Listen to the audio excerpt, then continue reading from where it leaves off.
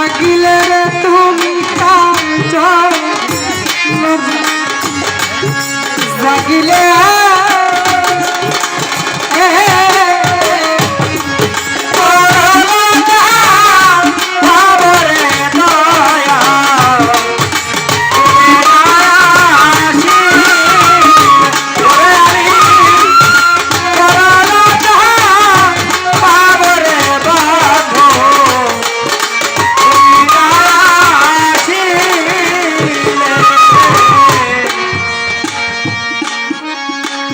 কথা আমার ওনার কাছে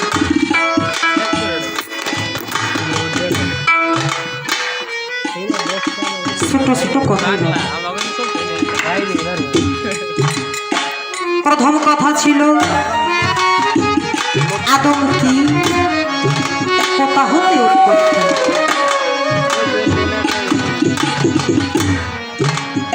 আদমের নামটা ছিল কি সর্বপ্রথম কে রেখেছিল? এই আদম কয় প্রকার এবং এই যে আদম আমাদের সুন্দরভাবে বুঝাইছে আদম বিষয়বস্তুটা কি।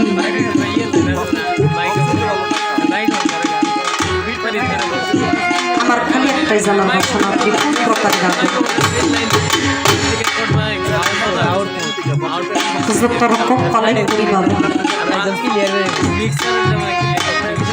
পালাতে করে গান থাকে আর যার যার হৃদয় আকাঙ্ক্ষা হৃদয়কে তৃপ্তি দেওয়ার জন্য কিছু গান। আমি এই গানটা কেন ধরলাম? এখানে যারা আছে প্রত্যেকটা মানুষই আমি মনে করি গুরু ধর, প্রত্যেকটা মানুষই গুরু দ্বারা আহলে বায়াতের অন্তর্ভুক্ত। যদি তাই না হইতো তাহলে আমার বুদ্ধ নামে ওপরে এই মধুর মেলাটা কখনো আয়োজন করা হইতো।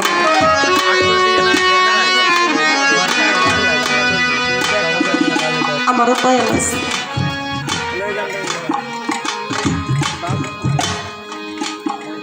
আমারও বান্ধব আছে, দীনবন্ধু,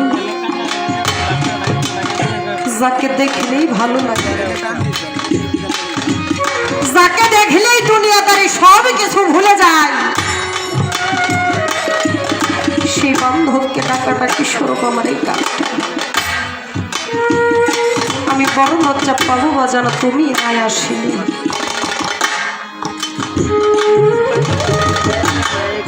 কেমন প্রেম করেছিল বাবা,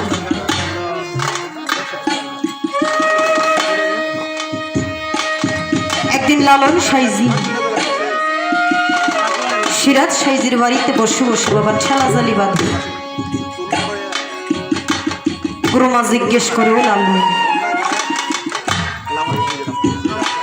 এই যে ঠেলা জালিটা বাঁধতে সেটা দিয়ে কি করবি? বলে কেন মা? আমি এটা দিয়ে মাছ ধরে আমার নিজের হাতে রান্না করে আমার দয়ালকে খাওয়াবো। বলে ঠিক আছে তুমি চলে যাও, মাছ কাটার যে সরঞ্জাম আমি সেইগুলো তোর করে রাখি।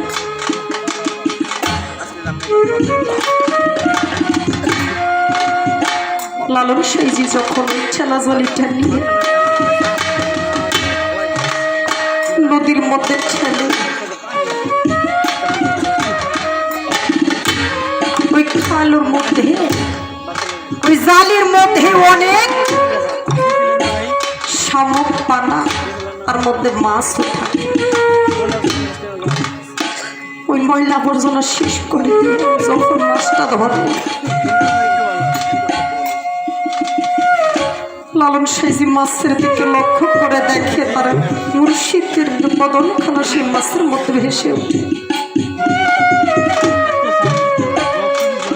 ওই মাছটা শের খালের মধ্যে রাখে না, আবারও পানির মধ্যে ছেড়ে দেয়।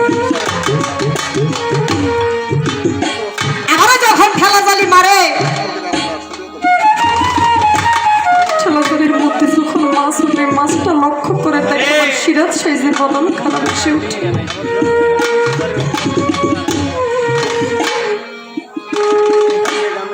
ওই মাছ আর ধরে শিখানোর মধ্যে রাখেন।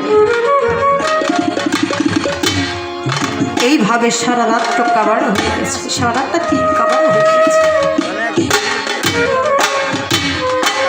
যখন শূন্য হাতে লালন সাইজি বাড়ি ফিরে আসছে, লালনকে কুরমা জিজ্ঞেস করে, বললাম তুমি কি মাছ ধরো নাই? লালন সাইজি দুই চোখের পানি সাইরা থেকে, মাগো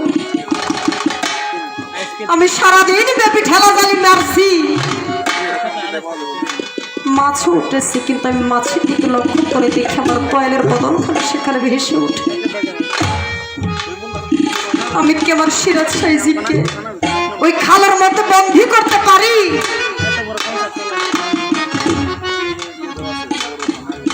আমার সারাদিন চলে গেছে, আমি মাছ ধরতে পারি না।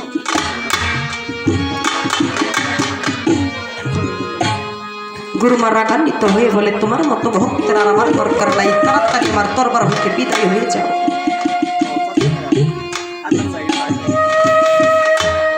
অনেকটা দিন কেটে গেছে। সিরাজ সাইজি একদিন মধ্যরাত্রে গুনগুন গুনগুন সুরে কাঁদেন।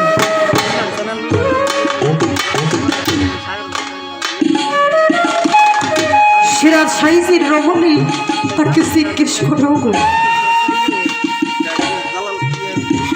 আমি প্রায়ই দেখি তুমি মধ্যরাত্রে গুনগুন সুরে কাঁদো,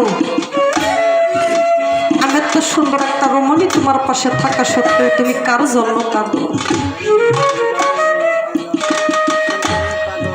বলে, আমি কি করে বুঝাবো? আজ কতটা দিন গত হয়ে যায়, আমি আমার লালনের মুখখানা দেখি। বলে, লালন আপনার কেমন ধন? বলে, তুমি কি দেখতে চাও লালন আমার কেমন ধন? যদি কখনো লালন আমার বাড়িতে আসে, তার পা দুখানা ধোয়াইয়া মাথার কেশে পাও দুইটা মুছাই একটা প্রেম সোহাগে ভক্তি দিয়া দেখতো লালন আমার কেমন ধন।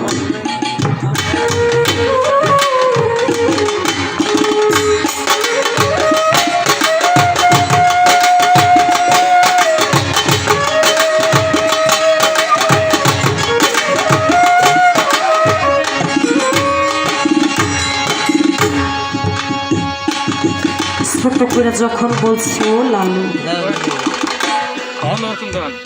এই ডাকটাকে পৌঁছাইছে আমার লালন সাইজির কর্মময়।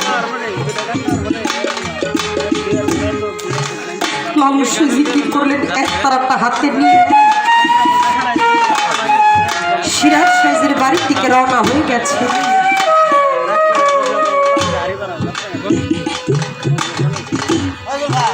আমার লালন সাইজি এক তারাটা হাতে নিয়ে গুনগুন সুরে গান করার সিরাজ সাইজির বাড়ির চতুর্দিকে ঘুরে।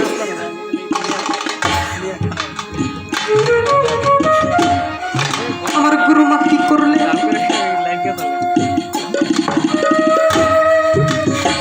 লালনকে পাও ধোয়ানোর জন্য একটা টেবিল আর এক লোটা পানি নিয়ে রেডি হয়েছে। সে বৈশা হয়েছে। বলে, আমার লালন আসলে আমি তার পাল্টোখানা বসছি। যখন লালন আসছে, লালনকে বলো, আরে লালন তুমি টেবিলের মধ্যে বসো। গুরুমার কথা শুনে যখন লালন টেবিলের মধ্যে বসলে, গুরুমা যখন লালনের পায়ের মধ্যে হাত দিতে চায়,